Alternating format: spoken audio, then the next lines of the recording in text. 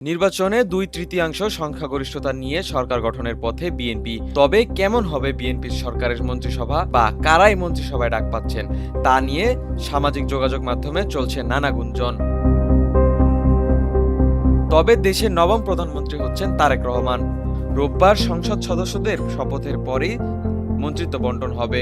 সেই মন্ত্রিত্বের ডাক পেতে পারেন বিএনপি নবনির্বাচিত উচ্চশিক্ষিত প্রার্থীদের কয়েকজন। বিশেষ করে বিতর্কের ঊর্ধ্বে থাকা এবং সংশ্লিষ্ট বিষয়ে জ্ঞান ও দক্ষতা ও আন্তর্জাতিক নেটওয়ার্ক আছে এমন সংসদ সদস্যদের ডাকবেন তারেক রহমান। পাঞ্জাবের জগতে একটি বিশ্বস্ত নাম শাবাব এথনিক ওয়্যার।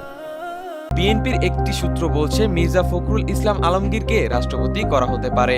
দলের জন্য তার দীর্ঘ সংগ্রাম ছিল। বিএনপি চেয়ারম্যানের অনুপস্থিতিতে তিনি দলটির হাল ধরেছিলেন। আইনমন্ত্রীর জন্য ডাক পাবেন ঝালকাঠি থেকে নির্বাচিত সাবেক অ্যাটর্নি জেনারেল আসাদুজ্জামান। তিনি সুপ্রিম কোর্টের সিনিয়র আইনজীবী। আইনি ব্যাখ্যা ও সংবিধান বিশ্লেষণে তার অগাধ পণ্ডিত্য রয়েছে।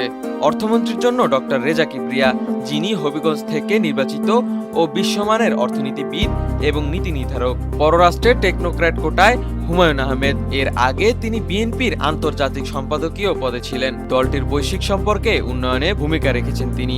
সমাজ কল্যাণ মন্ত্রণালয় এবার গুরুত্ব পাচ্ছে। এই মন্ত্রণালয় থেকে বিএনপির নির্বাচন প্রতিশ্রুত আলোচিত ফ্যামিলি কার্ড দেওয়া হতে পারে। এই মন্ত্রণালয়ে ডাক পেতে পারেন সিরাজগঞ্জ থেকে নির্বাচিত সংসদ সদস্য ডক্টর এম.এ. মুহিত। তবে অভিজ্ঞদের মধ্যে যাদের নাম জানা যাচ্ছে তারা হলেন স্পিকার হিসেবে ডক্টর আব্দুল মুইন খান, মির্জা আব্বাসকে স্থানীয় সরকার মন্ত্রণালয়, সালাউদ্দিন আহমেদকে সড়ক পরিবহন ও সেতু মন্ত্রণালয়, বাণিজ্য মন্ত্রণালয়ে আমির খসরু মাহমুদ চৌধুরী, গায়েশচর চন্দ্র রায়, বিদ্যুৎ ও জ্বালানিতে ইকবাল হাসান মাহমুদ টুকু।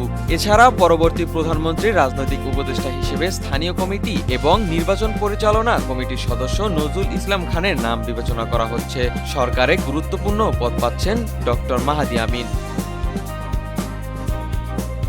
নতুন মন্ত্রিসভায় নয়া মুখ হিসেবে তথ্য ও সম্প্রচার মন্ত্রণালয়ে রুহুল কবির রিজভী, টেকনোক্র্যাট স্বরাষ্ট্র প্রতিমন্ত্রী হিসেবে শহীদুদ্দিন চৌধুরী এনির নাম বিবেচনায় আছে। মন্ত্রী পদে চিকিৎসক এজেড.এম.